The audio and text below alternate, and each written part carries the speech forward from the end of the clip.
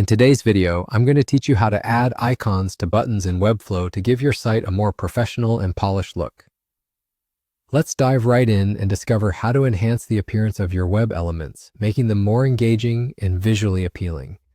First things first, navigate to your browser and head over to Google. Type Webflow into the search bar, and you'll want to click on the very first link that comes up. This will take you directly to Webflow's platform, where you can start working on your project.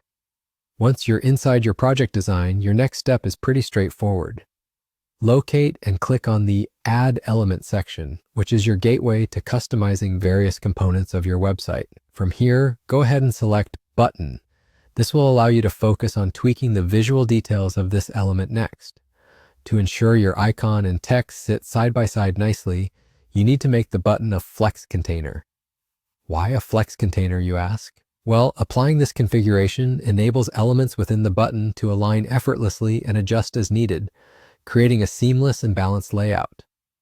With the button set as a flex container, you now have several options for adding your icon. One popular method is the traditional approach of dragging in an image element, allowing you to upload your chosen icon directly.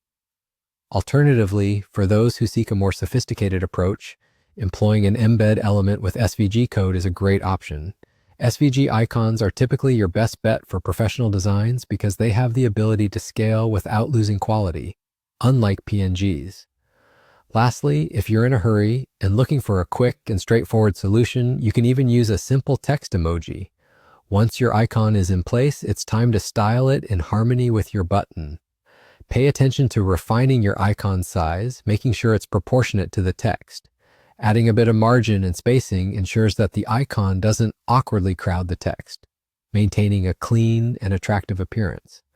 Don't forget that you have flexibility in determining whether your icon should be positioned before or after the text. This can be easily managed by adjusting the order within the Flex layout settings. It's a small tweak, but it gives you the power to tailor the look according to your specific needs and design preferences. And there you have it. That's how you add icons to buttons in Webflow, an easy-peasy method that's not only simple, but also highly customizable to suit your personal or brand aesthetic. If this video provided you with valuable insights, please do like, comment, and subscribe for more Webflow tutorials. Stay tuned for more tips to help maximize your web design capabilities.